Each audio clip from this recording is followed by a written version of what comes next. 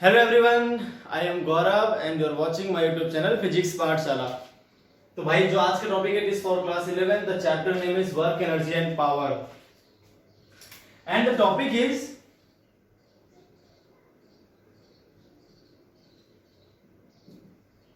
Conservative and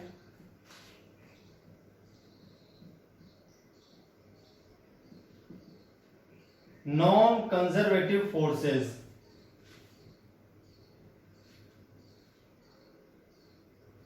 conservative and non conservative forces.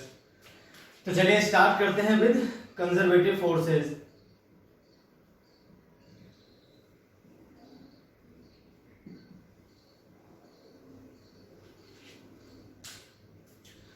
Conservative force क्या है? If work done by a force on a body in moving it only depends on its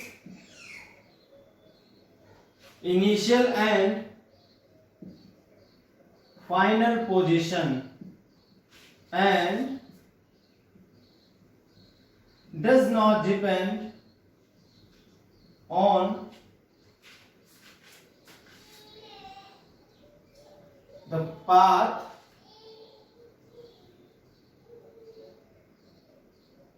followed by particle between these points।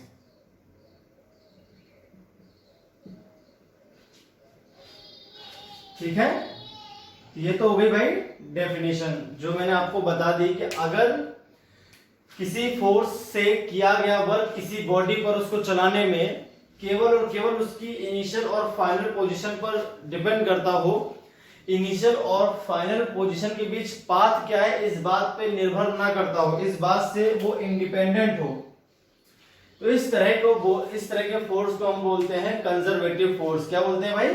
Conservative force. जैसे समझिए इस बात को, मान लीजिए आपके पास दो पॉइंट हैं, एक हो गया ए और एक हो गया बी।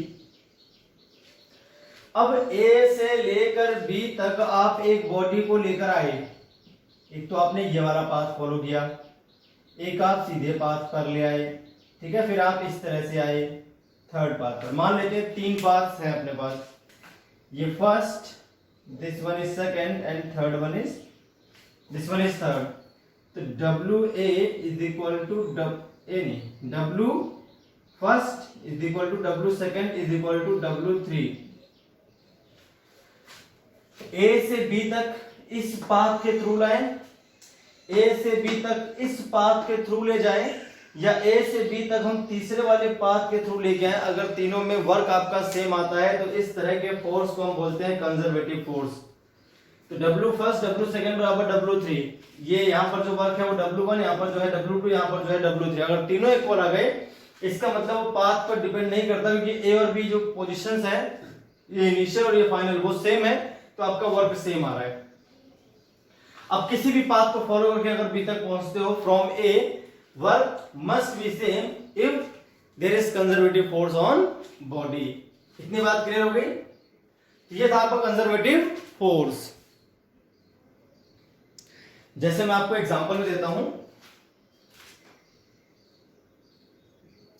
मान लीजिए आपके पास ये ए पॉइंट है और ये मान लीजिए आपके पास बी पॉइंट है।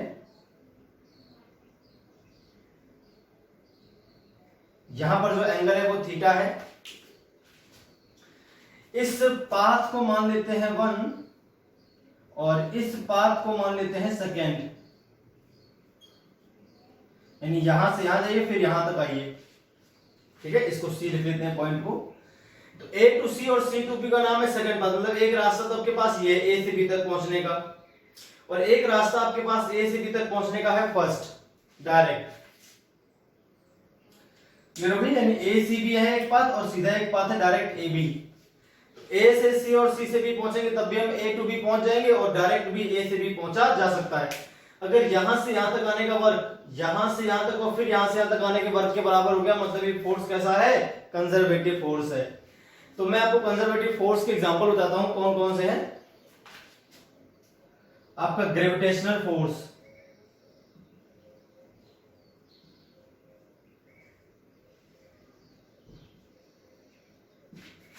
इलेक्ट्रिक फोर्स, इलेक्ट्रोस्टैटिक फोर्स बोलते हैं इसको,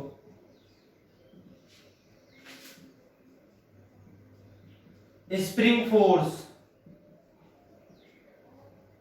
मैग्नेटिक फोर्स, etc। ये आपके कुछ कंजर्वेटिव फोर्सेस हैं। जैसे हमने ग्रेविटेशन फोर्स और स्प्रिंग फोर्स तो ऑलरेडी पढ़ भी लिया है 11th में।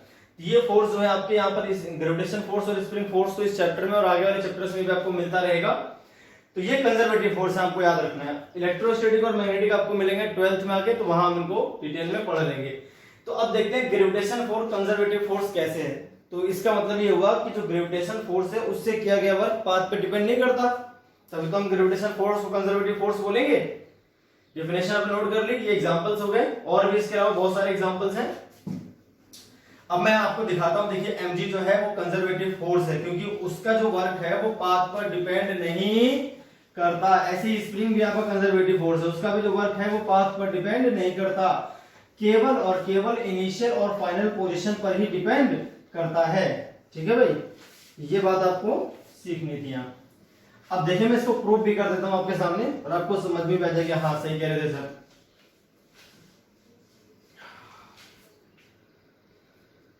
ये अपने पास मान लीजिए क्वेश्चन है, यहाँ पर एक बॉडी है आपके पास जिसका जो वेट है वो कितना है mg, वो तो वर्टिकली डाउनवर्ड ही काम करेगा।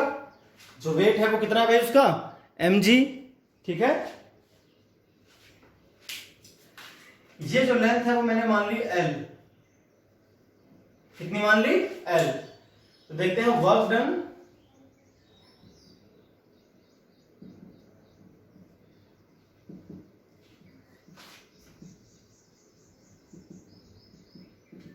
A टू B मूव करने में कितना वर्क होगा। तो WAB इज इक्वल टू, देखिए मेरी बात ध्यान से सुनिए, आपका पाथ तो ये है, यहां पर जो एंगल बन रहा है वो थीटा है, बॉडी जो है आपका जो वेट काम कर रहा है वो mg, ये तो हो गया 90, और ऊपर है थीटा। देखिए डिस्प्लेसमेंट तो भैया इस तरफ ही आएगा, तो डिस्प्लेसमेंट और जो फोर्स है उसके बीच का जो एंगल है वो कितना है 90 प्लस थीटा। देखिए 90 यहां से लेकर यहां तक का, फिर ऊपर थीटा है, तो 90 प्लस थीटा। तो हम जानते हैं फोर्स क्या है mg। अब डिस्प्लेसमेंट क्या मान लिया है मैंने l ही तो माना है, और यहां पर आएगा cos 90 plus theta, cos 90 plus theta. देखिए यहां से जब a से b आएगा तो डिस्प्लेसमेंट आपका l हो जाएगा, ये तो मैंने डायरेक्शन बनाई है।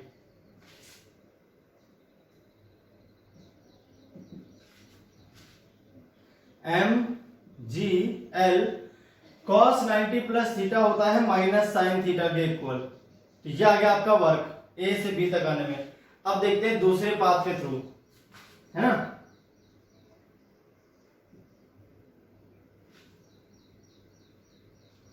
Work done in A C B path, है ना। तो ए सी बी पाथ में एक तो होगा ए से सी, पहले आप चलोगे ए से सी, फिर आप जाओगे सी से लेकर बी। अगर आपकी ये डिस्टेंस एल है, यहां पर थीटा आपका एंगल बन ही रहा है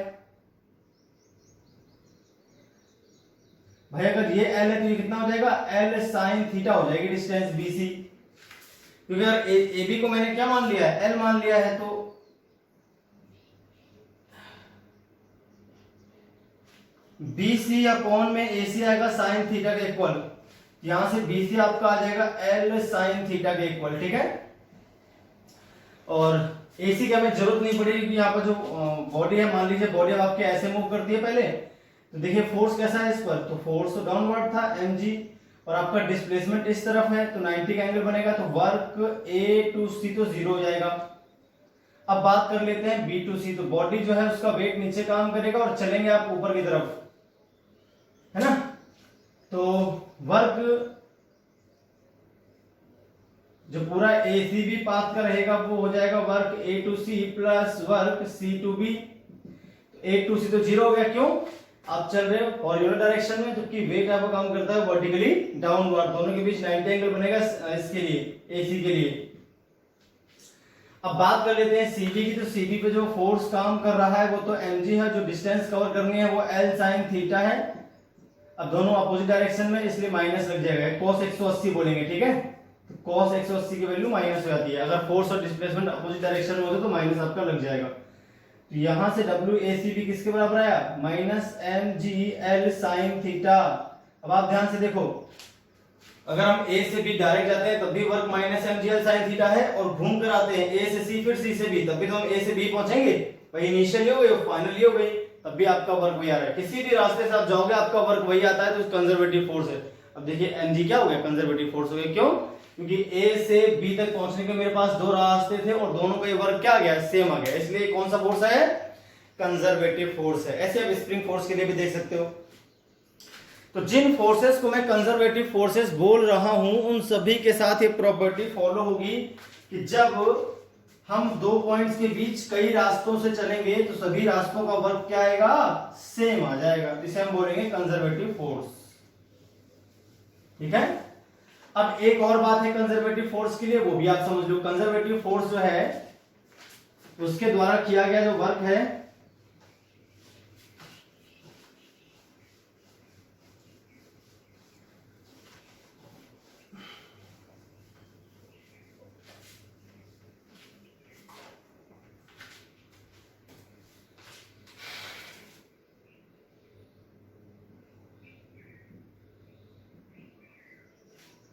भाई, मान लीजिए आपके पास कोई पॉइंट है ए, है ना? आप इधर गए, फिर इधर गए, फिर घूम के वापस आ गए उसी पॉइंट पर।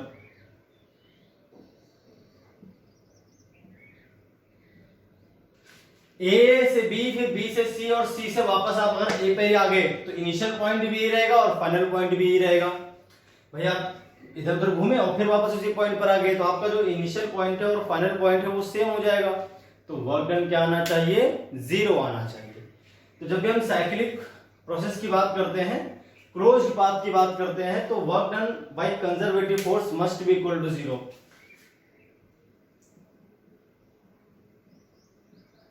Work done by conservative force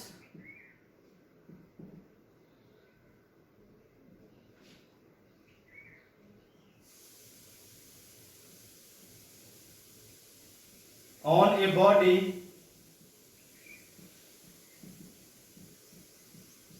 in moving on a closed path।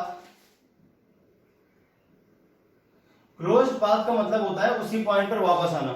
जिस पॉइंट से हम चले थे उसी पॉइंट पर जब वापस आएंगे तभी तो क्लोज्ड पाथ रहेगा। उस पॉइंट पर वापस नहीं आएंगे तो वो ओपन पाथ रहेगा। Always equals to 0। Always equals to 0 मतलब अगर मैं किसी पेन को ऐसे फेंकूं वो वापस मेरे हाथ पर आएगा, क्योंकि mg यहां पर जो वर्क काम करेगा वो ग्रेविटी का ही तो काम करेगा। तो वर्क क्या आना चाहिए? 0। जितना ऊपर जाने में उतने वापस नीचे आने में, बस साइन अपोजिट रहेंगे, उनको ऐड करने पर 0 का आंसर आ जाएगा। समझ के बाद? तो क्लोज्ड पाथ के लिए अगर हम वर्क डन निकालते हैं बाय कंजर्वेटिव फोर्स तो हमेशा 0 आएगा। कंजर्वेटिव फोर्स के लिए हमेशा 0 आएगा। नॉन कंजर्वेटिव फोर्स की बाद में हम बात कर लेंगे, ठीक है? चलिए देखते हैं। अब इसका एग्जांपल देख लो, बहुत ही इजी। जैसे मान लो आपने किसी एक बॉल को फेंका, यह हाइट तक गई और फिर जाने के बाद फिर वापस आ गई उसी पॉइंट पर, सेम पॉइंट पर वापस आ गई। तो पहले ऊपर गई फिर वापस नीचे आ गई उसी पॉइंट पर। ये ए है तो ए लिख दिया वापस मैंने, ठीक है? ये बी है, दोनों ऐसे घूमी और फिर वापस आ गई। मतलब इसको फेंकूंगा फिर वापस उसी पाथ को फॉलो करेगा। तो उसी पाथ पे नहीं बनाया मैंने, थोड़ा साइड में बना दिया ताकि आपको साफ दिखे। तो ए से बी पहले ऊपर गई फिर बी से नीचे आएगी। नेट वर्क निकालते हैं, 0 आना चाहिए क्योंकि उसी पॉइंट पर फिर वापस आ गया पेन। तो पहले देखते हैं A to B. A to B जो वर्क आएगा उस केस में क्या है भैया? ऊपर तो आप चल रहे हो जबकि फोर्स आपका काम कर रहा है नीचे की ओर। डिस्प्लेसमेंट आपका ऊपर की तरफ था, ठीक है? तो mg इंटू एच, डिस्प्लेसमेंट तो एच है लेकिन डायरेक्शन अपोजिट इसलिए माइनस लग जाएगा। और अगर हम बी टू ए बात करें तो बी टू ए वाले केस में mg काम कर रहा है नीचे की ओर और बॉडी आ भी रही है नीचे की ओर, तो डिस्प्लेसमेंट और फोर्स दोनों सेम डायरेक्शन में है। यहां जो वर्क आ जाएगा वो आपका आ जाएगा mg इंटू डिस्प्लेसमेंट, तो आपका h ही रहेगा दोनों बार। भाई चलोगे तो वही, दूरी तो वही रहेगी ना। अब अगर नेट वर्क डन निकालते हैं तो कितना आ जाएगा, minus M G H plus M G H is equal to 0। तो चूंकि ग्रेविटी कंजर्वेटिव फोर्स है, तो हम जब क्लोज्ड पाथ की बात करेंगे तो कंजर्वेटिव फोर्स जो भी होंगे, कोई भी कंजर्वेटिव फोर्स होगा, अगर वो क्लोज्ड पाथ पर बॉडी को चलाता है तो वर्क क्या आ जाएगा, 0 आ जाएगा। तो आपको पता होना चाहिए कौन सा फोर्स कंजर्वेटिव है, कौन सा फोर्स कंजर्वेटिव नहीं है। नाम से तो आप समझ गए भाई ग्रेविटेशन है तो कंजर्वेटिव है। इसके अलावा मैं भी आपको ये भी समझाऊंगा किसी फोर्स को हम कैसे पहचानते हैं वो कंजर्वेटिव है कि नहीं है। इतनी बात आपको समझ में आ गई। तो एक और बात है कंजर्वेटिव फोर्स के लिए, जितने भी कांस्टेंट फोर्स होते हैं सभी के सभी कंजर्वेटिव है। जैसे मान लीजिए 6 न्यूटन दे रखा है, तो कौन सा फोर्स है, कंजर्वेटिव फोर्स है।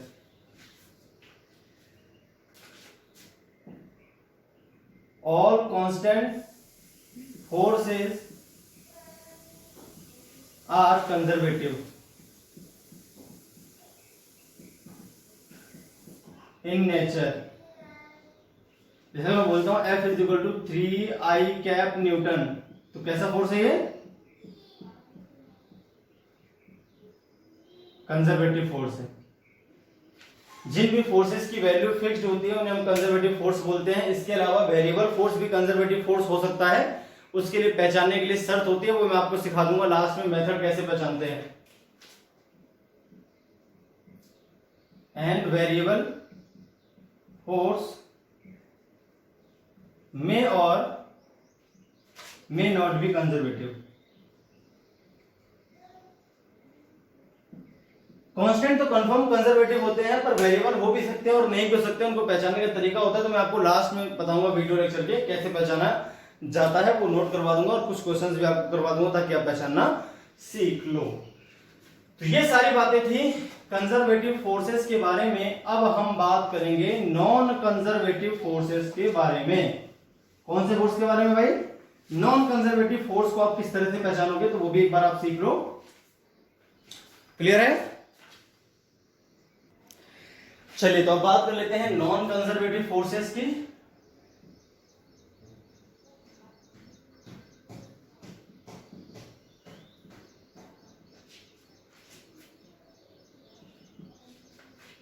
अब ये उसका उल्टा हो जाएगा। यहां पर क्या है, किसी बॉडी को अगर आप दो पॉइंट्स के बीच मूव कराते हो तो वो किस पाथ पर गया है इस पर भी डिपेंड करना शुरू कर देता है फोर्स। यानी पॉइंट्स आपके वही हैं दोनों, लेकिन आपने पाथ अलग अलग फॉलो किया है, आपका वर्क अलग अलग आ जाएगा। ठीक है, पिछली बार सेम आया था, इस बार अलग आ जाएगा। तो if work done by a force in moving a body between initial and final position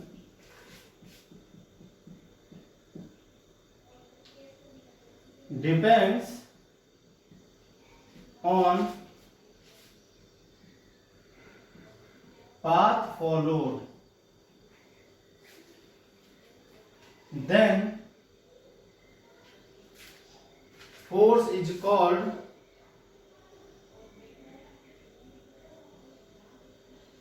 non-conservative forces।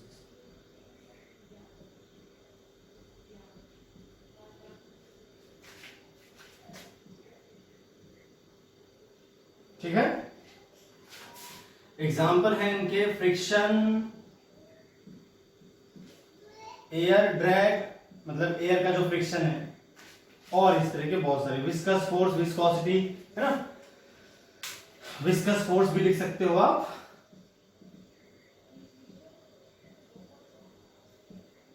ETC। तो लिक्विड का फ्रिक्शन, एयर का फ्रिक्शन, सॉलिड का फ्रिक्शन, कोई भी रुकावट वाला जो फोर्स है वो क्या कहलाता है, आपका नॉन कंजर्वेटिव फोर्स। और भी नॉन कंजर्वेटिव फोर्सेस हो सकते हैं, variable forces non conservative forces हो सकते हैं। नहीं भी हो सकते हैं और हो भी सकते हैं, दोनों बातें हैं, ठीक है।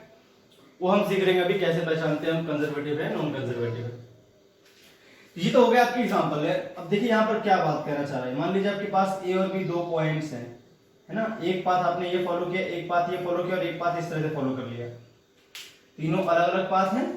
ये हो गया फर्स्ट पाथ, ये हो गया आपका सेकंड पाथ और ये हो गया आपका थर्ड पाथ। तो W1 does not equal to W2 does not equal to W3 होगा। तो इस केस में क्या कहलाएगा, ये नॉन कंजर्वेटिव फोर्स कहलाएगा। क्या कहलाएगा भाई, नॉन कंजर्वेटिव फोर्स कहलाएगा ये। क्लियर हो गई बात। देखिए मैं आपको प्रूव भी करता हूं क्यों वर्क बराबर नहीं आते इनमें, है ना। फ्रिक्शन वाला वर्क क्यों बराबर नहीं आएगा, जैसे एनर्जी का तो वर्क बराबर आ गया था, फ्रिक्शन का वर्क बराबर क्यों नहीं आता वो आपको समझना पड़ेगा एक बार ध्यान से, है ना। चलिए देखते हैं। तो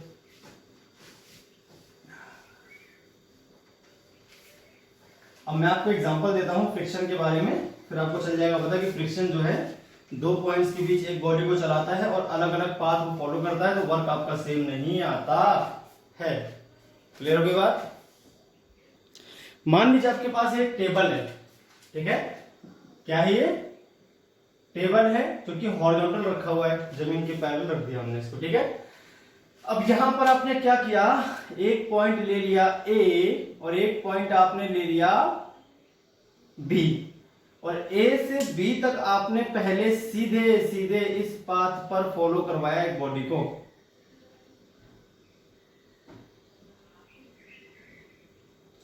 ए टू बी सीधे फॉलो करवाया, है ना। ये डिस्टेंस मान लीजिए आपके पास क्या है, एल है। फिर आपने क्या किया, आप इधर घुमा कर ले गए इसको इस तरह से, पहले ऐसे गए फिर ऐसे और फिर ऐसे आ गए, है ना। ये भी पाथ है, ये भी डिस्टेंस एल है, मान लीजिए ये भी एल है और ये भी एल है। तो आपके पास 2 रास्ते हैं जाने के लिए ए से बी तक। या तो आप जाइए सीधे इस तरह से, इस तरह से, इस तरह से जाइए, मतलब घूम के इस तरह से, और या तो डायरेक्ट आप चले जाइए ए टू बी।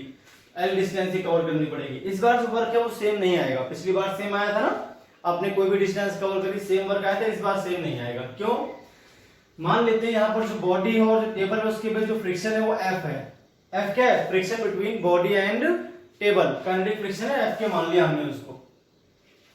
तो अगर हम ए से बी तक की बात करते हैं सीधे सीधे, तो मान लीजिए बॉडी इस डायरेक्शन में मूव करेगी, है ना। बॉडी तो आपकी इस डायरेक्शन में मूव करेगी, डिस्प्लेसमेंट जो रहेगा। लेकिन जो फ्रिक्शन फोर्स करेगा बॉडी पर वो तो अपोजिट डायरेक्शन में काम करता है ना हमेशा, काइनेटिक फ्रिक्शन तो अपोजिट काम करेगा। तो वर्क जो आएगा सीधे सीधे ए टू बी माइनस एफ के इंटू एल हो जाएगा। डिस्प्लेसमेंट आपका एल है और फ्रिक्शन अपोजिट डायरेक्शन में है ही, ठीक। अगर हम दूसरा वर्क देखें, एक बार इधर गए फिर इधर आए फिर वापस आप इधर आ गए, है कि नहीं भाई। इस पाथ के लिए देखिए फ्रिक्शन जो है आपका ऐसे काम करेगा, डिस्प्लेसमेंट आपका अपोजिट। यहां पर देखें तो फ्रिक्शन इधर काम करेगा, डिस्प्लेसमेंट आपका इस डायरेक्शन में। यहां पर देखें तो फ्रिक्शन इधर काम करेगा, डिस्प्लेसमेंट आपका इस डायरेक्शन में रहेगा। ऐसे तो मोशन है इसका, जैसे मैंने एरो बना दिए हैं। तो यहाँ बॉडी इस डायरेक्शन में मूव कर रही है तो फ्रिक्शन पीछे काम करेगा, यहाँ बॉडी इस डायरेक्शन में मूव कर रही है फ्रिक्शन पीछे काम कर रहा है, बॉडी इस डायरेक्शन में मूव कर रही है फ्रिक्शन पीछे काम कर रहा है। तो अब यहां पर देखेंगे तो भाई जो वर्क आएगा पूरा अपना ए टू बी, ये कितना आ जाएगा, एफ के इंटू एल, क्योंकि सभी पाथ की लेंथ मैंने एल ही मान रखी है ना। तो एफ के इंटू एल, एफ के इंटू एल, एफ के इंटू एल, तीनों में वर्क होगा माइनस माइनस माइनस, क्योंकि तीनों ही बार फोर्स है डिस्प्लेसमेंट के अपोजिट। तो माइनस 3 एफ के इंटू एल आ गया। देखो दोनों फोर्स से, दोनों वर्क सेम नहीं है इस बार, दोनों वर्क सेम नहीं है। ये अलग पाथ था वो अलग पाथ था, ए से बी पहुंचा रहा है हमको ये पाथ भी, और ए से बी तक पहुंचा रहा है ये वाला पाथ भी। इस बार वर्क सेम नहीं आया, तो इसको हम बोलते हैं नॉन कंजर्वेटिव फोर्स। क्या बोलते हैं भाई, इसको हम बोलते हैं नॉन कंजर्वेटिव फोर्स। बात समझ आ गई। ये पाथ पर भी डिपेंड करता है, अलग अलग पाथ तो अलग अलग वर्क आपके पास आएगा। समझ आ गई बात। इस तरह से आपके पास ये क्वेश्चन मैंने आपको बता दिया और समझा दिया। अब यहां पर अगर हम क्लोज्ड पाथ की बात करते हैं, पिछली बार अगर हम किसी बॉडी को क्लोज्ड पाथ पर मूव करवाते हैं, यानी उसी पॉइंट पर वापस चले आते हैं घूम फिर के, तो आपका वर्क डन 0 आ गया था कंजर्वेटिव फोर्सेस वाले केस में। बट ऐसा नहीं होता है नॉन कंजर्वेटिव वाले फोर्स में। अब नॉन कंजर्वेटिव फोर्स में क्या होगा, वर्क डन आपका जीरो नहीं होगा। अब भले उसी पॉइंट पर वापस आ जाओ, वर्क डन बाय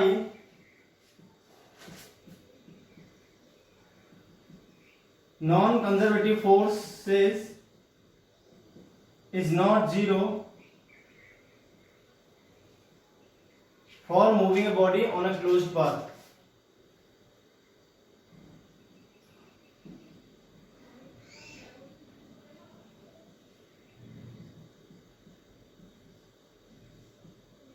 यहां पर अगर आप क्लोज्ड पाथ पे मूव करोगे तो आपका आंसर जीरो नहीं आएगा। मैंने आपको कुछ क्वेश्चंस भी करवाए थे जिन पे मैं क्लोज्ड पाथ पे चला था, डिस्प्लेसमेंट जीरो आ रहा था, फिर भी आपका वर्क जीरो नहीं आया था। वो तो इसी केस में होता है, वो इसी केस में होता है आपके पास वो चीज जो मैं आपको बता रहा हूं अभी। क्लियर हो गई बात? जैसे मान लीजिए आपके पास ये रास्ता है इस तरह का, ये ट्रायंगुलर पाथ है, देखिए वर्क जीरो नहीं आएगा। आप पहले गए ए टू बी, फिर आप गए बी टू सी, और फिर आप सी से वापस ए पर आ गए। सी से आप वापस ए पर आ गए, पर आपका जो वर्क है वो जीरो नहीं आ रहा है, तो इसका मतलब क्या है, नॉन कंजर्वेटिव फोर्स है। वर्क ए बी सी और वापस ए, क्लोज पाथ पर घूमने पर ए से बी से सी और सी टू ए वापस आ गए हम, तो वर्क डन कैसे निकालेंगे, तो हम निकालेंगे वर्क पहले ए से बी, फिर ऐड करेंगे बी से सी, फिर ऐड करेंगे सी से ए। अब मान लीजिए जो फ्रिक्शन फोर्स है वो एफ के है, तीनों ही पाथ पर सेम फ्रिक्शन फोर्स हमने ले लिया, मान लेते हैं, कोई दिक्कत वाली बात थोड़ी है। ये एल मान लीजिए, फॉर एग्जांपल मैंने मान लिया, कोई दिक्कत वाली बात नहीं। ये एल मान लीजिए, एल मान लीजिए, हो जाएगा एल रूट टू, अगर 90 ले रहे हैं तो एग्जांपल लेके देख रहे हैं, डिस्टेंस कुछ भी हो सकती है, जरूरी नहीं कि एल एल ही होंगी। और फ्रिक्शन फोर्स जो है सभी केसेस में आपका एफ के ही है, सभी साइड्स पर, ऐसा आप मान लो थोड़ी देर के लिए। तो ए से लेकर बी तक जो फोर्स आएगा वो क्या हो जाएगा, तो अगर हम ए से लेकर बी तक की बात करें तो आपका जो डिस्प्लेसमेंट है वो तो इस डायरेक्शन में, जो फ्रिक्शन होगा वो अपोजिट डायरेक्शन में होगा। आपका डिस्प्लेसमेंट इस डायरेक्शन में, यहाँ पर फ्रिक्शन जो होगा वो अपोजिट होगा। आपका डिस्प्लेसमेंट इस डायरेक्शन में, जो फ्रिक्शन होगा वो अपोजिट होगा। डिस्प्लेसमेंट की वैल्यू मैंने दे रखी है, यहाँ पर एल, यहाँ पर एल, यहाँ पर एल रूट टू। डायरेक्शन आपको मैंने फिगर में अलग से बता दी। तो अगर यहाँ की बात करें इस केस की, तो माइनस एफ के, माइनस क्यों, क्योंकि डिस्प्लेसमेंट और फोर्स अपोजिट डायरेक्शन में। यहां पर देखें तो फिर सेम चीज आएगी, माइनस एफ के इंटू एल। यहां पर देखें तो माइनस एफ के इंटू एल रूट टू। यहां पर कितना जाएगा, माइनस 2f के एल माइनस एफ के एल रूट टू। यहां पर अगर हम एफ के एल कॉमन ले लेंगे और माइनस भी कॉमन ले लें तो 2 प्लस रूट टू, ये आएगा भाई आपके पास। वर्क जीरो तो नहीं आया ना, तो वर्क है आपका does not equal to zero आया, कुछ तो आया, नेगेटिव आया या पॉजिटिव आया, कुछ भी आ सकता है, जीरो नहीं आएगा। तो अगर जीरो नहीं आ रहा है for closed path, it means it is non conservative force. Zero आ रहा है it means it is conservative force.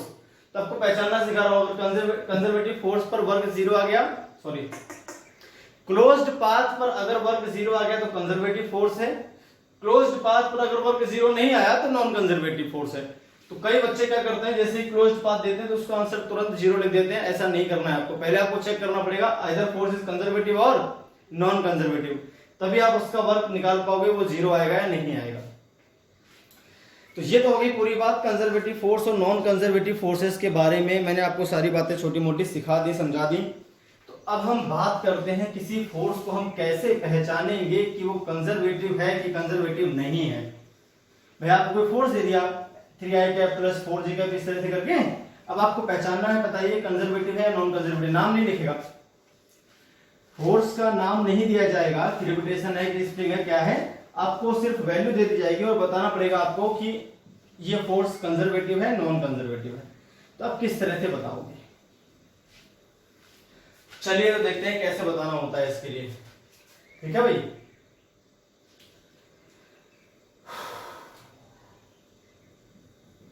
मान लीजिए आपके पास एक फोर्स है F vector is equal to F X I cap plus F Y J cap plus F Z K cap. इस तरह का आपके पास एक फोर्स है F X I cap plus F Y J cap plus F Z K cap. ठीक है भाई, और आपको आइडेंटिफाई करना है ये फोर्स कंजर्वेटिव है कि नहीं।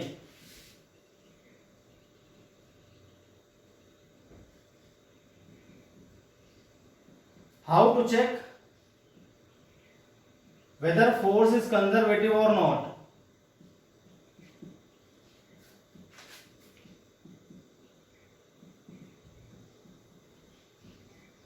कंजर्वेटिव नहीं है मतलब नॉन कंजर्वेटिव है, क्लियर हो जाएगी बात, ठीक है। तो देखिए आपको किस तरह से पहचानना होता है, उसका मेथड सुनिए और समझिए भी।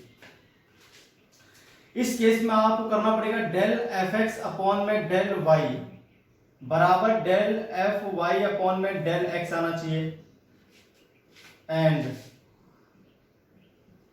डेल एफ वाई अपॉन में डेल जेड बराबर होना चाहिए डेल एफ जेड अपॉन में डेल वाई के, and del F X upon del Z बराबर होना चाहिए डेल एफ जेड अपॉन में डेल एक्स के। अगर ये डेल क्या होता है मैं आपको समझाऊंगा। अब इसको बोलते हैं पार्शियल डिफरेंशिएशन। भाई D F X by D X को हम बोलते हैं केवल differentiation with respect to X. इस सिंबल को बोलते हैं डेल, ये डी नहीं पड़ा, उसको बोलते हैं डी ओवर डी एक्स, इसको बोलते हैं del over del Y.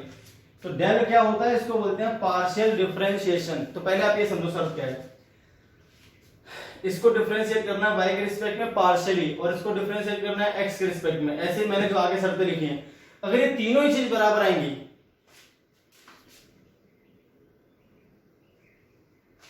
If all satisfies then force is conservative. Force क्या आपका कंजर्वेटिव है इसका मतलब, अदरवाइज नॉन कंजर्वेटिव आ जाएगा। तो ये तो आपका हो गया तरीका पहचानने का जो मैंने आपको अभी सिखाया। अब मैं इसको आप क्वेश्चंस करके दिखाता हूं, फिर आपको पूरी बात बढ़िया तरह से समझ में आएगी। और ये क्या चीज लिखी हुई है ये भी मैं आपको बताता हूं क्या लिखा हुआ है, del upon del Y del upon del X del upon del Z का मतलब क्या होता है, ठीक है भाई। तो डिफरेंशिएशन तो आपने पढ़ा ही हुआ है, डिफरेंशिएशन के अलावा होता है पार्शियल डिफरेंशिएशन। ये आपको आना चाहिए क्या मैंने किया है। डेल अपॉन डेल वाई करना नहीं आता तो आप चेक नहीं कर पाओगे फोर्स कंजर्वेटिव है या नहीं है, ठीक है भाई। चलिए देखते हैं कंजर्वेटिव और नॉन कंजर्वेटिव फोर्सेस को हम किस तरह से पहचानते हैं, ठीक है।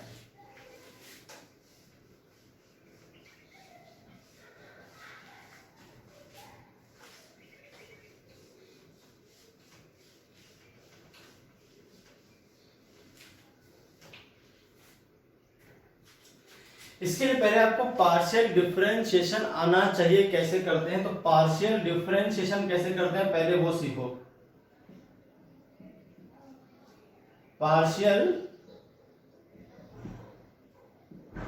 डिफरेंशिएशन कैसे किया जाता है, देखो आपको डिफरेंशिएशन तो आता होगा बहुत इजीली, उसमें कोई दिक्कत वाली बात नहीं थी, आपको आता है सभी तरह से कैसे करते हैं, है ना। पार्शियल में क्या होता है, जब आप डेल अपॉन डेल एक्स लिखते हो ना,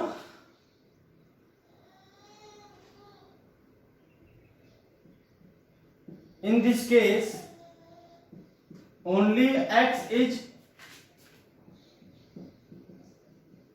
considered as a variable, y and z are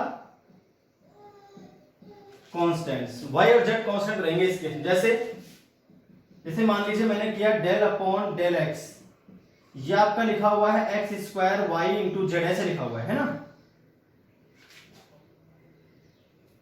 x square Y लिखा हुआ है, चलिए इतने मान लेते हैं ना। तो इसमें पार्शियल का मतलब है सिर्फ एक्स को ही आपको मानना है। जैसे डेल या अपॉन में डेल एक्स लिखा हुआ है ना, तो एक्स को ही आपको मानना है वेरिएबल, बाकी सब चीजें कांस्टेंट माननी पड़ेगी। चाहे कुछ भी लिखा हो, चाहे नंबर लिखा हो, चाहे कुछ भी लिखा हो, व्हाटएवर, केवल x को ही आप इसमें वेरिएबल कंसीडर करोगे, बाकी सभी चीजों को आप कांस्टेंट मानोगे। क्या मानोगे भाई, कांस्टेंट। जैसे कि अगर मैं इसे सॉल्व करता हूं तो y क्या होगा, y एक तरह से कांस्टेंट हो गया तो बाहर आ जाएगा, अंदर क्या बचेगा डेल एक्स स्क्वायर अपॉन में डेल एक्स, और फिर जैसा आप करते आए हो पावर आगे आती है और एक पावर कम हो जाती है, बिल्कुल वैसे ही सॉल्व करना है, आपका आंसर आ जाएगा। डेल अपॉन में del X X raised the power n, तो बिल्कुल वैसे ही सॉल्व होगी जैसे आप सॉल्व करते आए हो। पार्शियल डिफरेंशिएशन और नॉर्मल डिफरेंशिएशन में फर्क सिर्फ इतना है कि नॉर्मल में अगर y होता तो इस y को हम वेरिएबल मानते हैं। क्या मानते, वेरिएबल, अगर ये डी लिखा होता है तो इसको वेरिएबल कंसीडर करते हैं, अगर डेल लिखा है तो फिर केवल एक्स को मानना है आपको वेरिएबल, बाकी सभी चीजें कांस्टेंट रहेंगी। तो ये आपका इस तरह से सॉल्व होगा, इसको बोलते हैं पार्शियल डिफरेंशिएशन। और अगर हम बात कर लेते हैं किसकी, डी बाई डी एक्स की, तो उस केस में आंसर आपका अलग आता। तो मैं आपको ऊपर करके दिखाता हूं, अगर डी बाई डी एक्स दिया होता तो आंसर क्या आता, उसको बोलते हैं नॉर्मल डिफरेंशिएशन। क्या बोलते हैं भाई, नॉर्मल डिफरेंशिएशन। तो पहली बार आप पढ़ रहे हो पार्शियल डिफरेंशिएशन, इस पूरे जितना भी मैंने पढ़ा दिया आपको उसमें। मान लीजिए आपके पास इस तरह से, तो इसका आंसर ये नहीं आता, गलत है ना। d does not equal to होता है del X square Y upon del X, दोनों अलग अलग बातें हैं। ये डिफरेंशिएशन है और इसको बोलते हैं पार्शियल डिफरेंशिएशन, दोनों में फर्क होता है। आप ध्यान से सुने पूरी बात और समझें, ठीक है। तो ये आ गया इसका आंसर। अब देखते हैं इसका आंसर क्या आता है, मैं आपको दिखाता हूं। इसमें क्या है, आपको पहले y को मानना पड़ेगा, इसमें दोनों ही वेरिएबल है, x and y both are variable. इस केस में दोनों को वेरिएबल कंसीडर करना पड़ता है, ये तरीका है मैथमेटिकल, ठीक है। तो इसमें क्या है, y बाहर आ जाएगा, पहले d अंदर हो जाएगा dx square by dx plus अब की बार x स्क्वायर बाहर आएगा, अंदर हो जाएगा dy बाई dx। बस del y by del x zero होता है, इतना आपको याद रखना है। Del y by del x क्या होता है भाई, जीरो होता है, क्योंकि किसी और वेरिएबल का हम पार्शियल डिफरेंशिएशन नहीं कर सकते। यहां पर डेल y बाई, ये चीज अगर यहां लिखते हैं del y by del x zero आता, उसको हटा देते हैं, दैट्स इट। जैसे करते हैं तुम आज तक वैसे ही करना है आपको।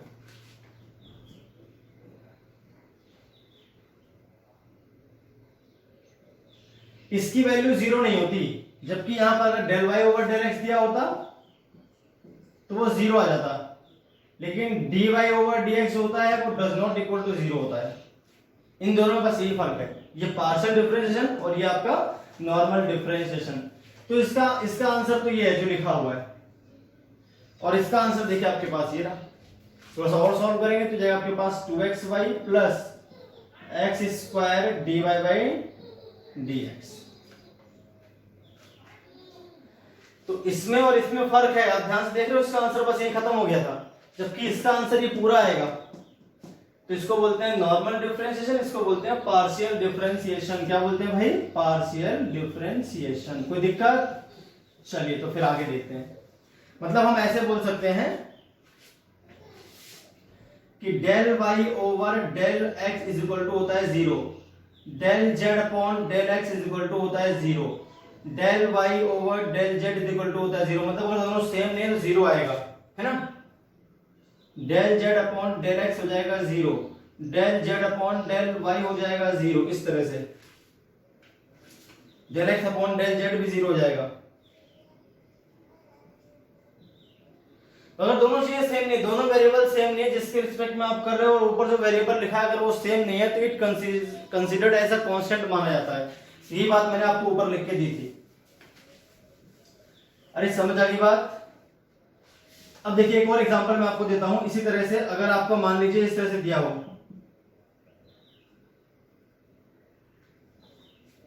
Del X square Y upon del Y लिखा, देखिए यहां पर तो एक्स लिखा हुआ है ना, अगर मैं इसको डेल वाई कर दूं तो क्या होगा, तो उस केस में वाई वेरिएबल हो जाएगा और एक्स कांस्टेंट, तो एक्स स्क्वायर सीधा बाहर, कांस्टेंट चीज तो बाहर चली जाती है ना, अंदर क्या बचेगा del Y over del Y, और del Y over del Y one हो जाएगा, तो इसका आंसर आ जाएगा एक्स स्क्वायर। देखो दोनों लग हुए, तो डेल वाई के रिस्पेक्ट में क्या और एक्स के रिस्पेक्ट में क्या, आंसर बदल गया। देखो आंसर आपको क्या है, बदल दिया है। और यही अगर मैं ऐसे करता del X square Y upon del Z करूंगा तो जीरो आ जाए, क्यों, इसमें जेड तो है ही नहीं, दोनों चीजें कांस्टेंट है, और कांस्टेंट का डिफरेंशिएशन क्या आता है, जीरो आता है। तो इसको बोलते हैं पार्शियल डिफरेंशिएशन। क्या बोलते हैं भाई, partial differentiation. Del upon del X कर रहा हूं मतलब केवल एक्स वेरिएबल है, वाई और जेड कांस्टेंट है। डेल अपॉन डेल वाई करूंगा तो वाई वेरिएबल रहेगा, एक्स और जेड कांस्टेंट माने जाएंगे। डेल ओवर डेल जेड करूंगा तो जेड आपका वेरिएबल रहेगा, एक्स और वाई को कांस्टेंट मानना पड़ेगा। तो इसको बोलते हैं पार्शियल डिफरेंशिएशन, ठीक है। ये मैथ का एक टॉपिक है, इसका थोड़ा सा यूज होता है फिजिक्स में, इसलिए मैंने आपको सिखा दिया करते कैसे हैं, ठीक है। चलिए तो अब हम चेक करते हैं, कोई फोर्स देकर देखते हैं फोर्स वेरिएबल है, सॉरी जो फोर्स है अपना वो कंजर्वेटिव है नॉन कंजर्वेटिव है, जो फोर्स है अपना वो कंजर्वेटिव है या नॉन कंजर्वेटिव है। चलिए देखते हैं।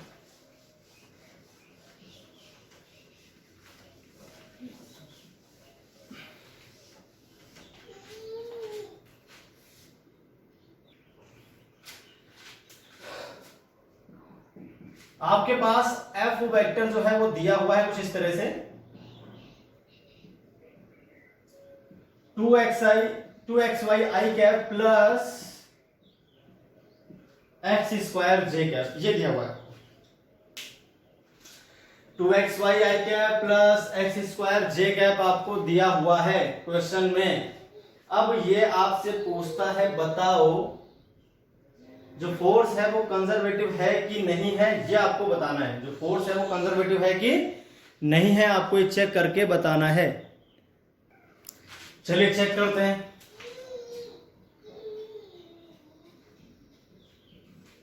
अब आपका जो fx है वो कितना हो जाएगा 2xy, जो आई कैप का मल्टीपल है वो fx कहलाएगा, जे कैप का मल्टीपल है fy कहलाएगा। और आपको साइन भी लेने हैं, अगर माइनस हो तो माइनस लेते, अभी प्लस है तो प्लस ले रहा हूं मैं, ठीक है। और जो fy है आपका वो कितना है, fy है आपका एक्स स्क्वायर, क्योंकि f वेक्टर क्या होता है भाई, fx आई कैप प्लस fy जे कैप। आई कैप के मल्टीपल को fx बोलेंगे, जे कैप के मल्टीपल को fy बोलेंगे। तो fx fy आपको चल गया पता कितना है। अब हम चेक कर लेते हैं, del fx upon del y करके देखते हैं पहले। तो डेल fx की वैल्यू पुट कर दी मैंने यहां पर, fx ना तो y लिखना है, यहां पर उल्टा करना है, ठीक है। तो y वेरिएबल है, बाकी सब चीजें कांस्टेंट है, तो 2x आ जाएगा आगे, del y upon del y कितना हो जाएगा 1, तो 2x आ गया answer. And del F Y upon del X करना है, उल्टा करना है ना, मैंने आपको बता दिया क्या करना होता है मैं एक्चुअल में। तो इस केस में क्या आ जाएगा भैया, ये del X square upon del X, X ही और ऊपर भी एक्स है, तो उसको बिल्कुल वैसे ही करो ऐसे करते हैं वास्तव, पावर आगे आ जाएगी और एक पावर कम हो जाएगी, तो 2x इसका भी आंसर आ गया। दोनों बराबर आ गए ना। Now del F X upon del Y is equal to आ गया del F Y upon del X, hence force is conservative. Force कैसा हो गया, कंजर्वेटिव हो गया भैया। फोर्स मैंने चेक कर दिया, फोर्स आपका कंजर्वेटिव है। देखो दोनों बातें हो गई ना बराबर। अब जेड तो इसमें था नहीं, तो जेड को मतलब नहीं है, अगर जेड वाला होता मतलब के कैप भी होता तो वो दोनों शर्तें भी फॉलो करते। जो आपकी तीन शर्तें हैं, एक नहीं तीनों की तीनों सही होनी चाहिए जो मैंने लिखी थी, ठीक है, तभी आपका कंजर्वेटिव होगा। अगर एक भी मैच नहीं करेगा तो नॉन कंजर्वेटिव आएगा, ये आपको ध्यान रखना है। चलिए आगे देखते हैं। तो नेक्स्ट ऐसे ही एक और क्वेश्चन देख लेते हैं छोटा सा, तो आपको बात बढ़िया तरह समझ में आ जाएगी।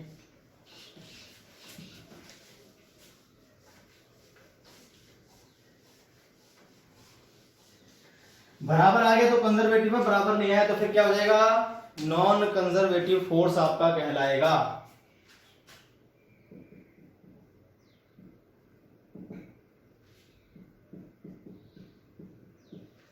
3i cap plus 4j cap है आपका फोर्स। आपको चेक करना है कंजर्वेटिव है या नॉन कंजर्वेटिव। मैंने आपको कहा था कोई भी कांस्टेंट फोर्स रहेगा तो कंजर्वेटिव रहेगा।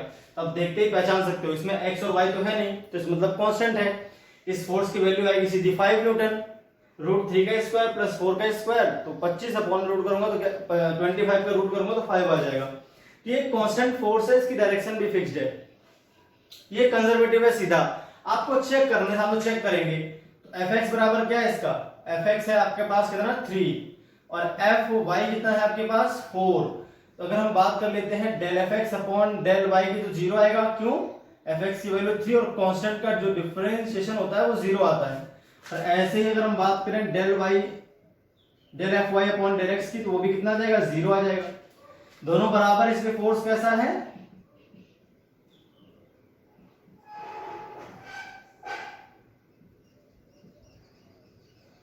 फोर्स कैसा हो गया, फोर्स हो गया आपका कंजर्वेटिव। फोर्स कंजर्वेटिव है यहाँ पर, कंफर्म्ड। कैसा है भाई, कंजर्वेटिव फोर्स है आपके पास। ये क्लियर होगी बात। चलिए बहुत अच्छी बात है। तो इस तरह से आपको चेक करना है फोर्स कंजर्वेटिव है कि फोर्स कंजर्वेटिव नहीं है। चलिए एक आध एग्जांपल और देख लेते हैं। एफ वेक्टर मान लीजिए, जैसे मैंने मान लीजिए 3x स्क्वायर वाई आई कैप प्लस वाई क्यूब जे कैप मान लिया, फॉर एग्जांपल ऐसा ले लिया मैंने, ठीक है। अब आपको चेक करना है फोर्स कंजर्वेटिव है कि नहीं, सॉल्यूशन करने का तरीका तो मालूम ही है आपको। सबसे पहले क्या fx पता करो, तो कितना दिख रखा है 3x² i कैप के मल्टीपल को बोलते हैं fx और j कैप के मल्टीपल को बोलते हैं fy, तो ये आ गया भैया आपके पास y क्यूब। अरे क्लियर हो गई ना बात, बहुत अच्छी बात है। यहां से अगर हम देखते हैं डेल fx अपॉन में डेल y करना है पहले आपको, तो del fx upon del y करूंगा तो कितना आ जाएगा 3x² तो कांस्टेंट है, बाहर आ जाएगा, del y upon del y बचेगा, तो ये आ जाएगा आपके पास 3x²। जबकि अगर हम बात करते हैं del fy upon del x की, तो उस केस में आ जाएगा del y cube upon del x, तो आंसर आ जाएगा 0। क्यों, उसमें x है ही नहीं भाई, y तो कांस्टेंट रहेगा ना। तो यहां पर जो है आपके पास del fx upon del y does not equal to आ रहा है del fy upon del x के, it means it is not conservative, it is not conservative force, non conservative हो जाएगा ना, इस फोर्स को बोलेंगे नॉन कंजर्वेटिव फोर्स। क्लियर होगी बात, इस तरह से आपको भैया होता है पहचानना। एक मैं जेड वाला भी लेकर आपको दिखा देता हूं, कंजर्वेटिव फोर्स को दिखाता हूं, कंजर्वेटिव फोर्स है, ठीक है। एग्जांपल लेता हूं जिसमें के कैप भी आता है, तो आप और अच्छी तरह समझ पाओगे, है ना। आपको तीनों चीज बराबर करनी है, अगर उनमें दो भी चीज बराबर नहीं हो तो फिर गड़बड़ है मामला। मैं आपको क्वेश्चन लेके बताता हूं बढ़िया सा, तो आपको पूरी बात बढ़िया तरह से समझ में आ जाएगी, ठीक है। देखिए अगला क्वेश्चन क्या आपके पास, f वेक्टर आपको दे रखा है 3x² y into Z I cap, clear होगी बात, plus x cube Z J cap plus x cube y K cap. ये आपको दे रखा है f वेक्टर, चेक करिए कंजर्वेटिव है नॉन कंजर्वेटिव है ना। चलिए सॉल्यूशन देखिए, पहले आप पता करो इसमें fx क्या है, तो fx कितना है भाई 3x² y into Z, fy क्या है x क्यूब जेड, fz क्या है x क्यूब y। अरे इतनी बात क्लियर हो गई ना, ये तीन फोर्स तो आपने निकाल दिया। अब आप क्या चेक करो, सबसे पहले आप करो del fx upon del y करते हैं, सबसे पहले ये करना होता है। चलिए करके देखते हैं क्या आएगा। तो इसमें सिर्फ देखिए हम y के रिस्पेक्ट में कर रहे हैं ना fx को, तो y को मानेंगे वेरिएबल, बाकी सारी चीजें कांस्टेंट। जो भी चीजें कांस्टेंट है वो तो आ जाएंगी बाहर, और अंदर क्या बचेगा del y upon del y, तो ये कितना आ जाएगा सीधे 1, तो 3x² जेड हो जाएगा सीधे सीधे, ठीक है। तो पहली बात तो आ गई। नंबर सेकंड क्या करना है आपको, नंबर सेकंड करना है del fx del y upon del fx करना है, अब उल्टा करना है, del y upon del fx करके देखते हैं क्या आएगा। तो fy तो ये है, अब मैं x के रिस्पेक्ट में, सॉरी x लिखना है सिर्फ, है ना, x के रिस्पेक्ट में करूंगा इसको, z तो आ जाएगा बाहर, कांस्टेंट है, और del x cube upon del x बच जाएगा, जिसका आंसर क्या आ जाएगा z, और पावर आगे आती है और एक पावर कम हो जाएगी, और del x upon del x तो 1 हो जाएगा, तो डेल fy डेल x ये आ गया 3x²z, ये भी कितना है 3x²z। अरे दोनों बराबर आ गए ना, एक शर्त तो पूरी हो गई।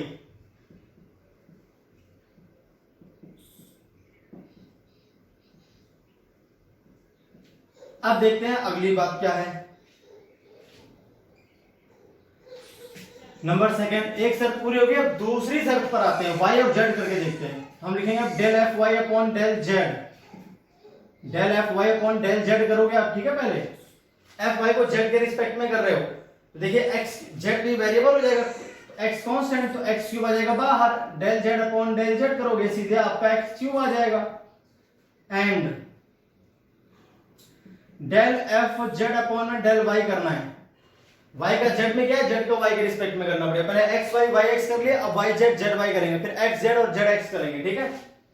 चलो f और z क्या है, x क्यूब y है ना, तो y तो हो गया वेरिएबल, x हो गया कांस्टेंट, y के रिस्पेक्ट में कर रहा हूं, x क्यूब तो आ जाएगा बाहर, del y over del y कितना हो जाएगा 1, तो ये आएगा x क्यूब, ये भी दोनों बराबर आ गए।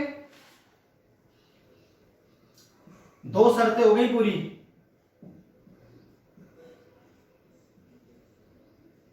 एक जीबी मतलब कंजर्वेटिव चांस लग रहे हैं। दो शर्त पूरी हो गई, अब लास्ट वाली शर्त बची उसको भी देख लेते हैं। तो नंबर थर्ड क्या है भैया, थर्ड शर्त में क्या है सुनो, डेल एफ जेड अपॉन में डेल एक्स करना है।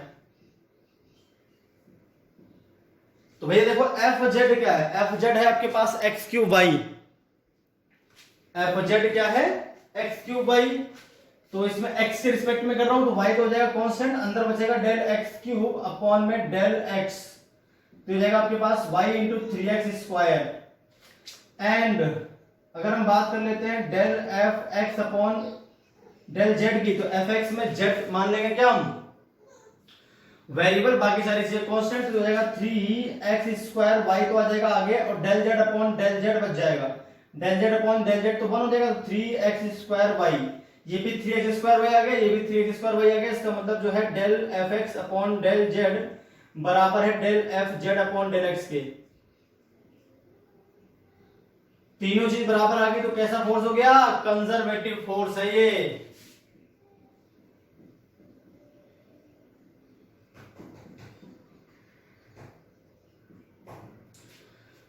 ये कंजर्वेटिव फोर्स को पहचानने का एक तरीका हो गया, बिल्कुल आसान। तो इस तरह से आपको पहचानना है कंजर्वेटिव फोर्स है कि नहीं है। तो ये आ गया आपको कंजर्वेटिव। अब इस तरह से आप पहचान सकते हो बहुत इजीली फोर्स कंजर्वेटिव है कि नहीं है। तो आपको तीनों शर्त पूरी करनी होती है, तीनों शर्त पूरी होती है आंसर क्या जाएगा कंजर्वेटिव, और एक भी शर्त पूरी ना होती तो आंसर आता नॉन कंजर्वेटिव। मान लीजिए ये और ये तो होते पर ये ना होता तो नॉन कंजर्वेटिव। ठीक है, तीनों बातें होनी चाहिए, तीनों बातें, एक भी नहीं होगी तो नॉन कंजर्वेटिव आएगा। तो भाई ये पूरा था आपकी जो आज का वीडियो लेक्चर था कंजर्वेटिव और नॉन कंजर्वेटिव फोर्सेस। अच्छा एक और बात रह गई, नोट कर लेना उसको भी, फिर इसके बाद मैं इस वीडियो लेक्चर को समाप्त कर दूंगा।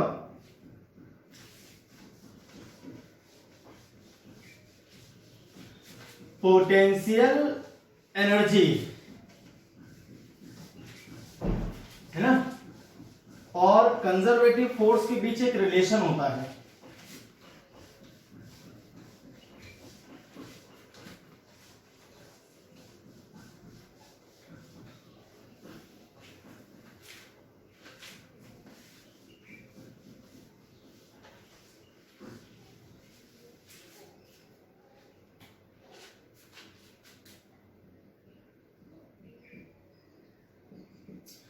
मान लीजिए आपने एक बॉडी को पॉइंट ए से चलाया पॉइंट बी तक, यहां पर आपने छोटी सी डिस्प्लेसमेंट मानी डी आर, क्या माना भाई, डी आर वेक्टर मान लिया आपने छोटा सा इस जगह पर।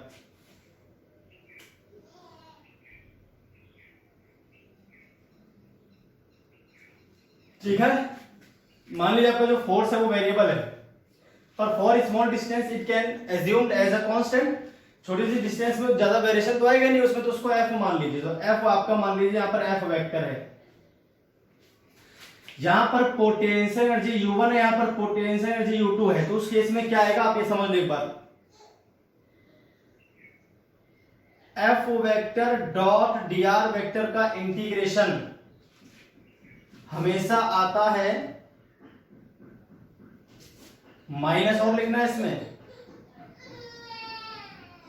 माइनस और लगाना है आपको, फॉर्मूला बता रहा हूं मैं क्या है, U2 माइनस U1। जो मैंने लिख दिया दो पॉइंट्स के बीच का जो पोटेंशियल एनर्जी का डिफरेंस है वो हमेशा इस तरह से निकलता है। U1 U2 क्या है,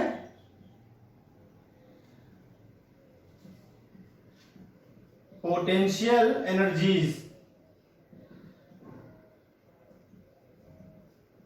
ऑफ पॉइंट 1 एंड 2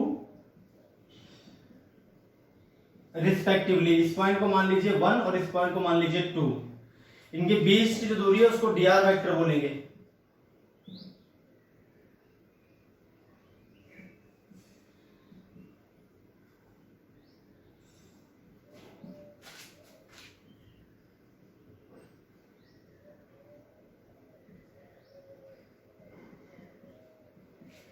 एक से दो तक का डिस्प्लेसमेंट, यानी 1 से आप 2 तक जाओगे तो डिस्प्लेसमेंट उसको बोलेंगे डी आर वेक्टर। और फोर्स एफ वेक्टर क्या है, एफ वेक्टर आपका कंजर्वेटिव फोर्स है।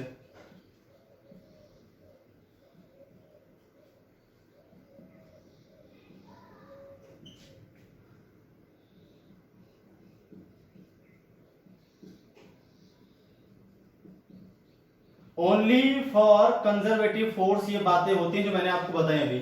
ये सिर्फ कंजर्वेटिव फोर्स के लिए, नॉन कंजर्वेटिव फोर्स के लिए ऐसा नहीं होता। इसको ऐसे भी लिख सकते हैं, F vector is equal to minus du by dr, सिर्फ F मॉड ऑफ F है ना। जो F आता है वो आता है माइनस du बाई dr। ये दोनों एक ही बात देखिए, इसको मैंने इधर मल्टीप्लाई किया और उसके बाद इंटीग्रेट कर दिया, मल्टीप्लाई किया और इंटीग्रेट कर दिया इस तरह से। ये तो हो गया वेक्टर फॉर्म, ये हो गया scalar form. F is equal to minus du by dr होता है, जहां पर u क्या है, दोनों पॉइंट्स के बीच का पोटेंशियल एनर्जी का डिफरेंस, r क्या है, दोनों पॉइंट्स के बीच का डिस्प्लेसमेंट, F क्या है, कंजर्वेटिव फोर्स बॉडी पर लग रहा है जिसकी वजह से बॉडी 1 से 2 पर जा रही है, पॉइंट 1 से पॉइंट 2 पर जा रही है। तो ये कंजर्वेटिव फोर्स के लिए आपको ध्यान रखना है बातें। F डॉट dr जो होता है वो वर्क डन भी होता है। क्या होता है भाई, वर्क डन। तो आप इस तरह से भी लिख सकते हो, उसको मैं भी लिखने जा रहा हूं कि work done by conservative force.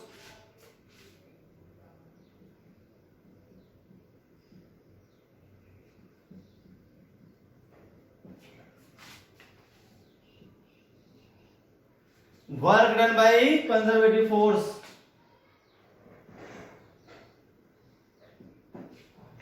Without changing velocity.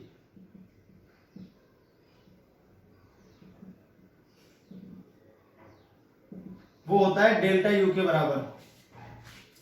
किसके बराबर होता है भाई, डेल्टा यू के बराबर होता है। ये बात आपको ध्यान रखनी है। अगर आप वेलोसिटी में चेंज नहीं करते हो और वर्क करते हो बहुत धीरे धीरे, वेलोसिटी में कोई चेंज नहीं कर रहे हो, फोर्स लग रहा है, वर्क हो रहा है, स्लोली स्लोली बोलते हैं इसको, विदाउट चेंजिंग वेलोसिटी। क्या बोलते हैं, स्लोली स्लोली। तो जो आपका वर्क आएगा वो चेंज इन पोटेंशियल एनर्जी के बराबर होगा। ये जो फॉर्मूला है ये हमारा काम आएगा बाद में, जब हम 12th पढ़ते हैं तो वहां बहुत काम आता है। तो मैंने आपको अभी से बता दिया, इस चैप्टर में भी काम आ सकता है। ये जो मैंने आपको बताया है, फोर्स कंजर्वेटिव है, नॉन कंजर्वेटिव है। इससे हम इक्विलिब्रियम का पता कर लेते हैं। इक्विलिब्रियम कैसा है, इक्विलिब्रियम जो है आपका वो किस तरह का है, स्टेबल है, अनस्टेबल है या फिर कैसा। तो इस फॉर्मूले की हेल्प से मैं आपको जो नेक्स्ट वीडियो लेक्चर आएगा उसमें बताऊंगा जो इक्विलिब्रियम है वो कैसा है, स्टेबल है कि अनस्टेबल है, किस तरह का इक्विलिब्रियम है। तो ये हो गई पूरी बात कंजर्वेटिव और नॉन कंजर्वेटिव फोर्सेस के बारे में। आई होप आपको पूरा वीडियो समझ में आया होगा। तो आज के लिए इतना ही, फिर मिलते हैं नेक्स्ट वीडियो लेक्चर में।